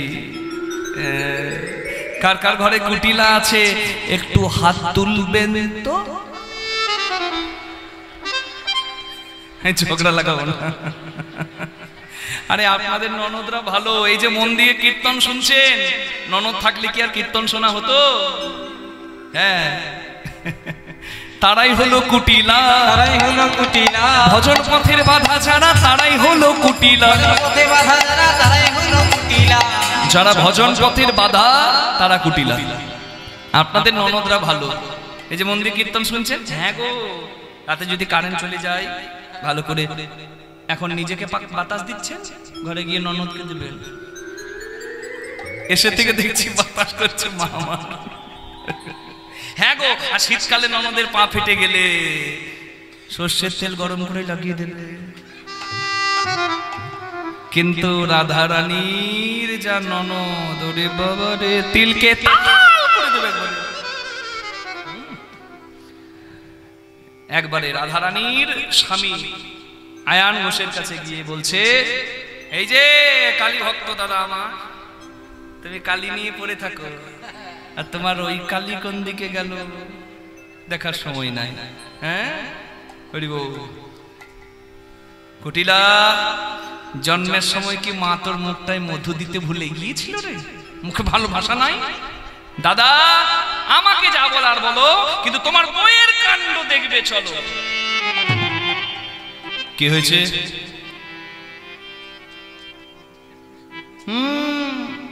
এতদিন মুখে বলতো, এখন একবারে ধেই ধেই ধেই ধেই করে যাচ্ছে তার কাছে। একবারে যেই না রাধারানী চলে যাচ্ছে কথা শুনেছে, ক্রোধান্বিত হয়ে রাধারানী, মা কালীর ভক্ত তো, কালী মায়ের রশিটা হাতে নিয়ে যাচ্ছে, ক্রোধেতে আয়ান হয়ে কম্পমান, কহে কমলিনী পাশে, নাহি মানি বাধা কোথা যাও রাধা মনে কি বাসনায় আছে, নাহি মানি বাধা কোথা যাও রাধা মনে কি বাসনায় আছে, মানি বাধা কোথা যাও রাধা মনে কি বাসনায়। হরি বল। রাধারানীর সামনে এসে আয়ান ঘোষ যে পথে রাধারানী যাবে সেই পথে রাধারানীর সম্মুখে এসে হাতে ধরেছে অস্ত্র। হরি বল, হরি বল। আর রাধারানী মা জগৎজননীর রূপ ধরেছে। কেন? স্বামী তো কালী ভক্ত, তাই স্বামী কালী ভক্ত, তো কালী ভক্ত স্বামীর কাছে রাধারানী কালী রূপে দেখা দিয়েছে। কৃষ্ণ কালী শুনেছিলেন, এই জায়গাটা হচ্ছে রাধা কালীর রূপ। আমার হৃদি কমল মঞ্চে দুলে করাল বদনী শ্যামা মা। আমার হৃদি কমল মঞ্চে দোলে করাল বদনী শ্যামা মা। মনে পব দোলাইছে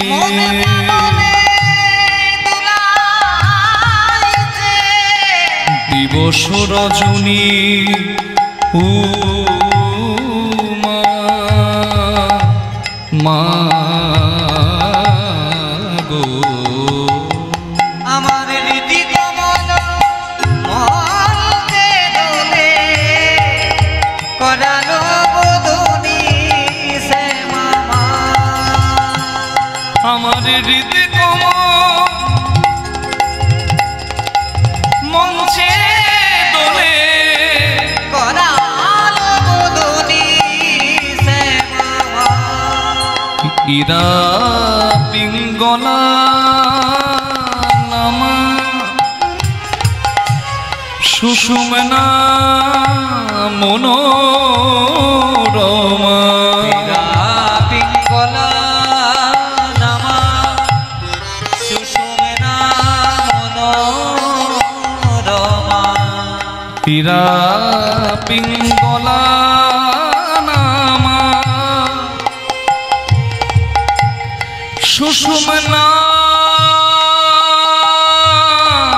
মনোরমা।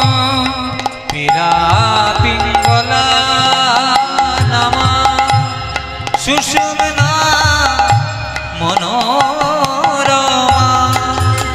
তার মধ্যে গাথা শ্যামা, তার মধ্যে গাথা শ্যামা। ব্রহ্ম সনাতনী উমা মা গো। আমার হৃদি কমল বলুন কালী মাতা কি। করাল বদনী শ্যামা মা। জয়ন্তী মঙ্গলা কালী ভদ্রকালী কপালী দুর্गा शिव समाधात्री स्वाहा स्वाहा नमोस्तुते। आयान वचनारण्यम राधा माया प्रवंशक जज्ञाहंग काली का मूर्तिम चतुर्भुजं समन्विता। देवी प्रपन्नार्ति हरे प्रसीद प्रसीद मातर उलुध्वनि हरिध्वनि हरि हरि बोल। प्रसीद विश्वेश्वरी पाहि विश्वं तमेश्वरी देवी चराचरस्य आधारभूता जगतस्त्वमेका। महीस्वरूपेण अपांगस्थितास्ति सर्वस्थितयातये अपज्यते कृतसमलग्नवीर्ये तां वैष्णवी शक्तिरनन्तवीर्या। विश्वस्य बीजं परमासि माया सम्मोहितं देवी समस्तमेतत् तं वै प्रसन्ना भुवि मुक्तिहेतु।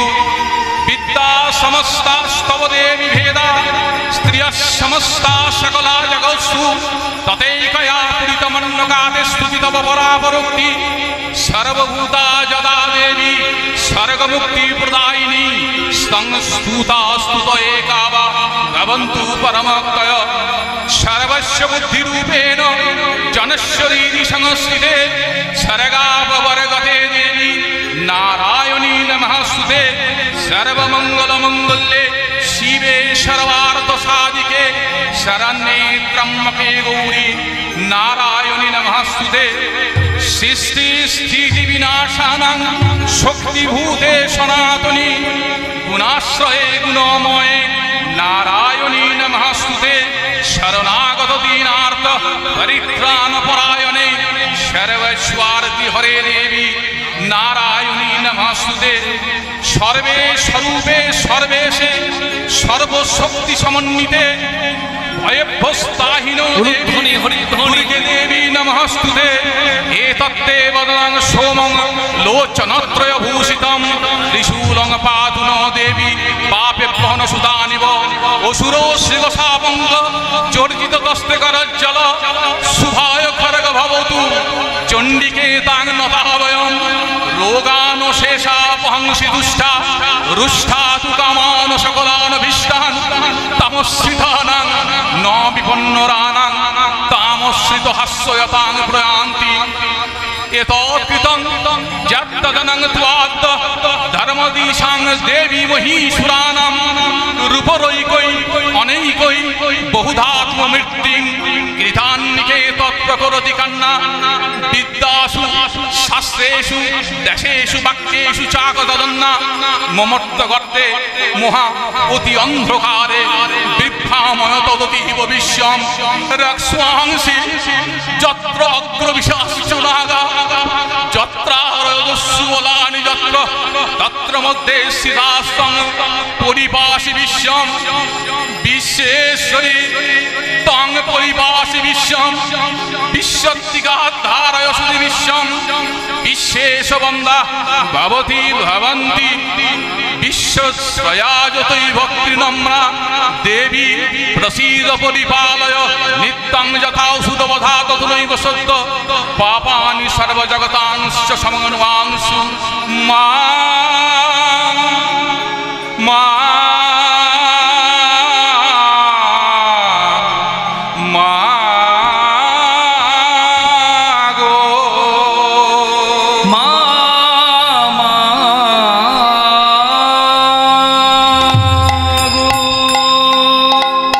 উলুধ্বনি হরিধ্বনি হরি হরি বল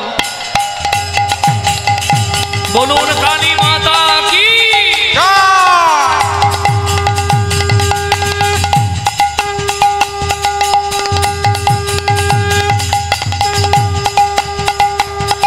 কালী মাতা কি কালী মাতা কি কালী মাতা কি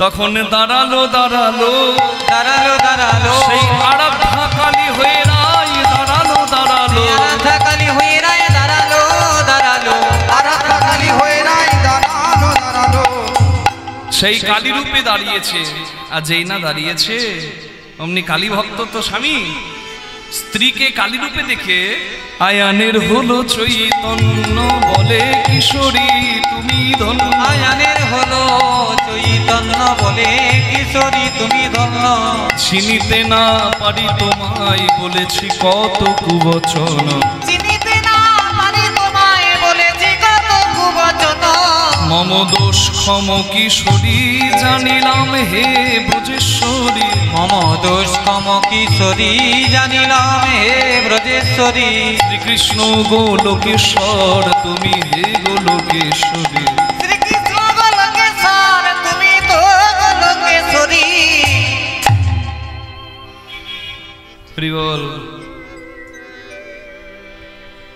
রাধারানীর কাছে হাত জোর করে স্বামী প্রার্থনা করছে এবার আমায় ক্ষমা করো এবার আমায় ক্ষমা করো করুণাময়ী করুণা করো এবার আমায় ক্ষমা করো করুণাময়ী করুণা করো যেন শেষের দিনে দেখা দিও করুণাময়ী করুণা করো শেষের দিনে দেখা দিও সেই রাধা কৃষ্ণ যুগল রূপে শেষের দিনে দেখা দিও রাধা কৃষ্ণ যুগল রূপে শেষের দিনে দেখা দিও এবার আমায় ক্ষমা করো হরিব ভগবান শ্রীকৃষ্ণের যজ্ঞ পুরীতে ভগবান শ্রীকৃষ্ণ বিরাজ করছেন যজ্ঞের শান্ত দাস্য সূক্ষ্ম বাৎসল্য মধুর পঞ্চরসের ভক্তদের প্রবেশের জন্য প্রবেশদ্বার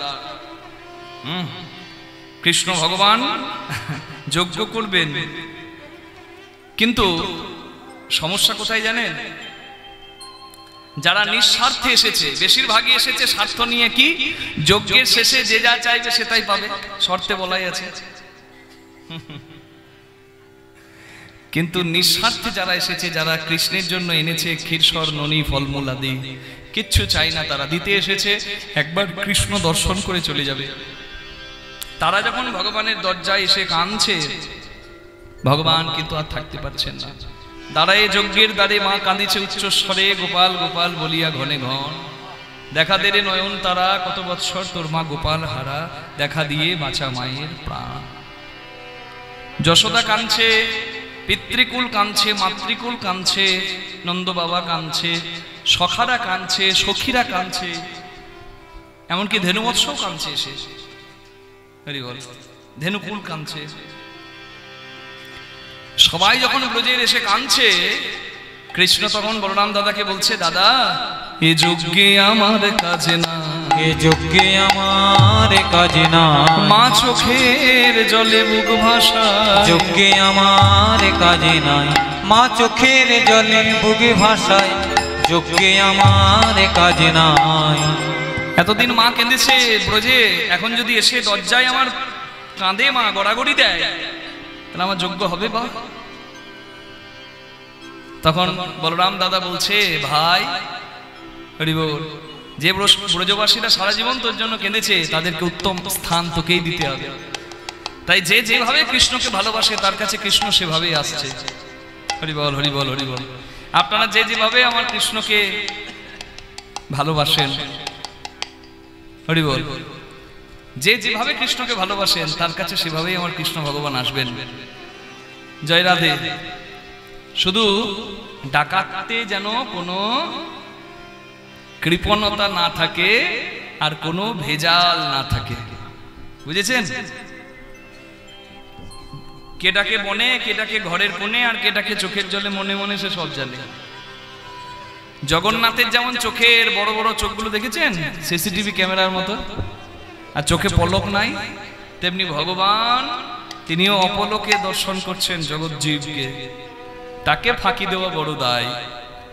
জয় রাধে জয় রাধে জয় রাধে।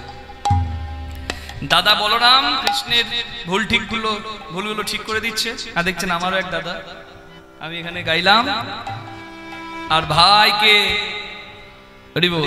সাহায্য করার জন্য দাদা উপস্থিত এখানে, এত সুন্দর স্তব পাঠ করলো, হরি বল।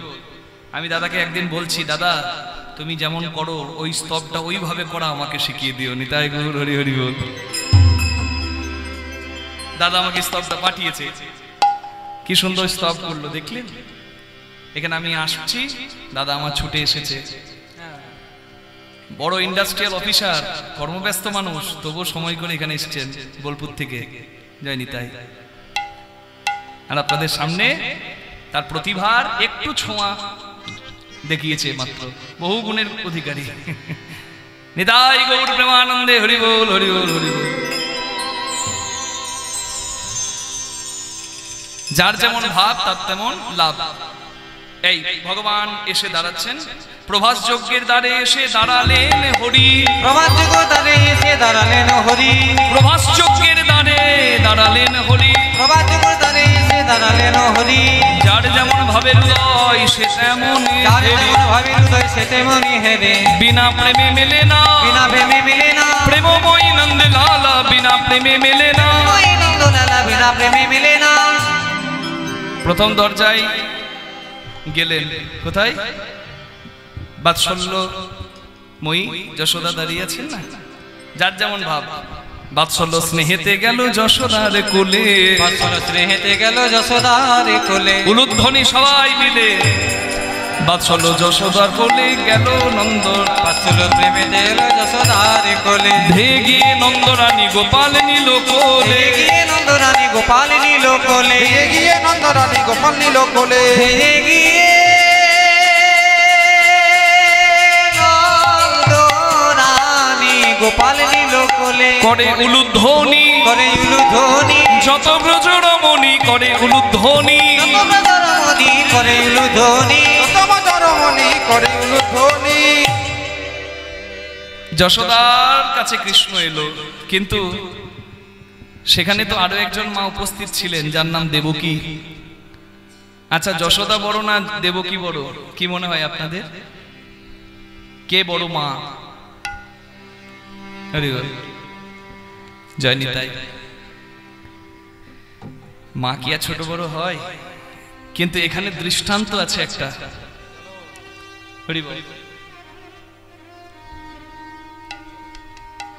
এখানে দৃষ্টান্ত আছে একটা, কি? যশোদা দেবকী দুজনেই তো মা, কিন্তু শ্রেষ্ঠ মায়ের জায়গা কে পেয়েছে এটা আমাদেরকে জানতে হবে। 100টা বস্ত্র, মানে এই যে দেখছেন প্যান্ডেলের কাপড়, এরকম 100টা বস্ত্রর ভেতরে যজ্ঞপুরী সেখানে বসে যজ্ঞ করছেন কৃষ্ণ ভগবান। দেবকীও কৃষ্ণকে ডাকছে, যশোদাও কৃষ্ণকে ডাকছে, কিন্তু দেবকীর স্তনদুগ্ধ একটা বস্ত্র ভেদ করতে পারল না, আর যশোদার স্তনধারা 100টা বস্ত্র ভেদ করে কৃষ্ণ বদনে পড়ল, কৃষ্ণ সেবা দিল। অনেকে ভাবতে পারেন যে বৃদ্ধা মায়ের স্তনে কি দুগ্ধ আসে? আসলে ভগবত ইচ্ছা যদি হয় অসাধ্য সাধন হয়। এটা দৃষ্টান্ত। এর সিদ্ধান্তটা কি? পূর্বজন্মে দেবকী মা ছিলেন রামজননী কৈকেয়ী। রামচন্দ্রের বনবাস যাত্রাকালে কৌশল্যা মায়ের দেওয়া দুধের পাত্র রামের বদন থেকে ফেলে দিয়ে বলেছিল, রাম কি বনে গিয়ে দুধ সেবা করবে? কেন মিছা মায়া বাড়াও? রামচন্দ্র বলেছিলেন, মা তুমি বুঝলে না গর্ভধারিণীর জ্বালা। বুঝবে তুমি সেদিন যেদিন তুমি হবে আমার গর্ভধারিণী দেবকী, আর আমি হব দেবকী দুলালা। আজ যেমন দুধের মান তুমি দিলে না, আমি কৃষ্ণ অবতারেও তোমার স্তনামৃত পান করব না। তাই আজকে দেবকী মা হেরে গেলেন, কিন্তু যশোদার স্তনদুগ্ধ পান করলো কৃষ্ণ ভগবান। কেন? পূর্বজন্মে যশোদা মা ছিলেন রাম জননী, ধরার ঘরণী, দ্রোণ ব্রাহ্মণের ঘরণী মা ধরা। ভগবান এসেছিলেন পরীক্ষা করতে দ্রোণ এবং তার স্ত্রী ধরাকে, কেমন ভক্তি দেখব। সঙ্গে এসেছিলেন ভগবানের দেবাদিদেব মহাদেব। ব্রহ্মা বিষ্ণু মহেশ্বর একসঙ্গে পরীক্ষায় ফেলেছিল দ্রোণ এবং ধরাকে। ঘরে সেবা দেবার কিছু ছিল না, অসময়ে গুরু রূপে ভগবান আর বৈষ্ণব সেজে শিব এসে গেছে। সেবার জোগাড় করতে রাস্তায় ভিক্ষা করতে বেরিয়েছিল মা ধরা। নিজের স্তন কেটে বিক্রি করে, নিজের স্তনপাত্র বিক্রি করেছিল এবং রক্তাক্ত দেহে চাল ধার করে এনে, তন্ডুল ধার করে এনে অন্ন সেবা দিয়েছিল গুরুরূপে নারায়ণকে এবং বৈষ্ণব জ্ঞানে শিবকে। নারায়ণ বলেছিলেন, মা তোমার ঋণে ঋণী রইলাম, তুমি যেদিন যশোদা হবে আমি তোমার গোপাল হয়ে তোমার কোলে আসব। আর মাংস দিয়ে আমার সেবা তো কেউ দেয়নি মা, নিজের মাংস বিক্রি করে তুমিই শ্রেষ্ঠ মায়ের জায়গা পাবে। হরি বল। যেদিন প্রভাস যজ্ঞে মিলন হবে, যজ্ঞে মিলন হবে, সবাই যশোদা মায়ের জয় দেবে। যজ্ঞে মিলন হবে, যশোদা মায়ের জয় দেবে, প্রভাতী যজ্ঞে মিলন হবে। পিতানন্দ হেরে গোপাল দাঁড়ায় দুয়ারে, ধেয়ে গিয়ে নন্দরাজ কৃষ্ণ নীল কোলে। হরি বল। শ্রীরাম সুদাম দাম্ব সুদাম দাঁড়ায় দুয়ারে, দেখে কৃষ্ণ দাঁড়িয়ে আছে মুরলী লয়ে করে। নন্দরানী পেল, নন্দ বাবা পেল, গোপ গোপী তারাও কৃষ্ণ পাচ্ছে, সখারা পেয়েছে, আর সর্বশেষ দ্বারে সখীগণ সঙ্গে রাধারানী দাঁড়িয়ে আছে। সখীগণ সঙ্গে হেরে শ্রীমতী কিশোরী, হেরে ললিত ত্রিভঙ্গ বাঁকা মোহন এবং সিধারী। রাইকে লয়ে সখীগণ শ্যামের বামে দিল, বৃন্দাবনের মধুর যুগল দ্বারকাই শোভিল। শ্যামের বামে দাঁড়াইল রসের মঞ্জুরি, জ্ঞানদাস মাঙ্গি রাঙা চরণ মাধুরী। কিন্তু এখানে গন্ডগোল। কি গন্ডগোল বলুন তো? রাধা কৃষ্ণ যুগল হয়েছে যখন, সেই যুগলের জয়ধ্বনি গোপীরা করছে, কিন্তু দ্বারকাবাসিনীরা তো করছে না। তারা তো আর রাধা কৃষ্ণের যুগলকে দেখেনি কখনো। তাই কৃষ্ণের হাত ধরে টানাটানি শুরু হয়ে গেল। দ্বারকার রমণীরা বলছে কৃষ্ণ আমাদের, আর ব্রজবাসিনীরা বলছে কৃষ্ণ আমাদের। হ্যাঁ গো, কৃষ্ণ কার? দ্বারকার না বৃন্দাবনের? বলুন। কৃষ্ণ আমাদের, কৃষ্ণ আমাদের, কৃষ্ণ আমাদের, কৃষ্ণ আমাদের, কৃষ্ণ আমাদের, কৃষ্ণ আমাদের। কি জ্বালা বলুন মা। কৃষ্ণ কার? ভক্তি যার কৃষ্ণ তার সর্বশাস্ত্রে কয়, ভক্তি না থাকিলে কৃষ্ণ দেখিলেও কি বা হয়। হরি বল, জয় রাধে। ভক্তি যার কৃষ্ণ তার। পদ্মের থেকেও সূক্ষ্ম রাধা, পদ্মের থেকেও সূক্ষ্ম রাধা। কিন্তু যখন দাঁড়িপাল্লায় কৃষ্ণের সম ধন যে দিতে পারবে সে কৃষ্ণ পাবে, এটা রাধারানী জানতে পারলেন। হরি বল। সোনা দানা দিয়ে দ্বারকার রমণীরা কৃষ্ণের ওজন করলেন, কিন্তু রাধারানী যে রাধা পদ্মের থেকেও সূক্ষ্ম তাহা প্রমাণিত। সেই রাধার চোখের জলে তুলসী পাতায় লেখা কৃষ্ণ নাম কৃষ্ণের সমান ওজন হয়ে গেল। নিতাই গৌর হরি হরি। যে নিজের পদ্মের থেকেও সূক্ষ্ম, কোমল, সূক্ষ্ম, হালকা, তার চোখের জল কৃষ্ণের সমান ভারী হয়ে গেল। কি করে? এটাই তো ভগবত কৃপা। নাম নামে হইল সমান, নামে নামি হইল সমান, উলুধ্বনি দেয় সখীগণ, নাম আর নামি হইল সমান, হরি ধ্বনি দেয় ভক্ত, নাম আর নামি হইল সমান। এটা প্রমাণিত। যতক্ষণ তুমি কৃষ্ণ সেবায়, কৃষ্ণ নামে, কৃষ্ণ প্রসঙ্গে, ভগবত কথায়, সৎসঙ্গে থাকবে, ততক্ষণ তুমি জয়ী হবে, ততক্ষণ তোমার আনন্দ থাকবে। কুঞ্জে গোবিন্দ যতক্ষণ থাকে ততক্ষণই কিন্তু এই কুঞ্জের অহংকার, তাই না মা? এই রূপের অহংকার, ধনের অহংকার, শিক্ষার অহংকার, যৌবনের অহংকার, যাই বলবেন বলুন, যতক্ষণ আমার এই কুঞ্জে গোবিন্দ আছে ততক্ষণ। হরি থেকে হরি যদি বিদায় নেয় তাহলে আর অহংকার শোভা পায় না। এই একই কথাটা রাসলীলায় প্রমাণিত। এই রাধা চোখের জল ফেললো তুলসী পাতায় আর কৃষ্ণ নাম লিখে দিল দাড়িপাল্লায়। কৃষ্ণের সমান ওজন হয়ে গেল রাধার চোখের জলে রেখা কৃষ্ণ নাম। সবাই রাধারানীর জয় দিল। ভগবান অতঃপর রাধাকে শ্রেষ্ঠ ভক্তের জায়গা দিয়ে, যশোদাকে শ্রেষ্ঠ মায়ের জায়গা দিয়ে যজ্ঞে পূর্ণাহুতি দান করলেন। আর যজ্ঞের ভস্য ওই প্রভাস নদীতে যখন মিশল, প্রভাস নদীর দুঃখ দূর হলো। কি দুঃখ ছিল প্রভাস নদীর? প্রভাস খণ্ডে বলা আছে, সুতপা মুনি তার স্ত্রী সুরুচি দেবীকে নিয়ে থাকতেন প্রভাস নদীর তীরে। তাদের একমাত্র পুত্র চিত্রাঙ্গদ, কেউ বলে চিত্রাঙ্গদা, জন্মদিনের দিনে ওই প্রভাস নদীর জলে ডুবে মারা যায়। তাই মুনির অভিশাপ করেছিল প্রভাস নদীতে যে তুই নরকুণ্ড হয়ে থাকবি, তোর জলে স্নান করে নাকি চাঁদ ক্ষয়রোগ মুক্ত হয়েছে, তাই তুই পবিত্র তীর্থ, আজ তোকে আমি নরকুণ্ড করলাম। পুত্র শোকের আগুন আমার বুকে দিলি, আমি তোর জলে দিলাম তুই জল, তুই জলে মরবি। কুকুরে তোর নিরে মূত্র যে তজিবে, কোনো নর তব বাড়ি স্পর্শ না করিবে। কুকুরে সে প্রস্রাব করবে তোর জলে, আর তোকে কেউ পবিত্র বলবে না।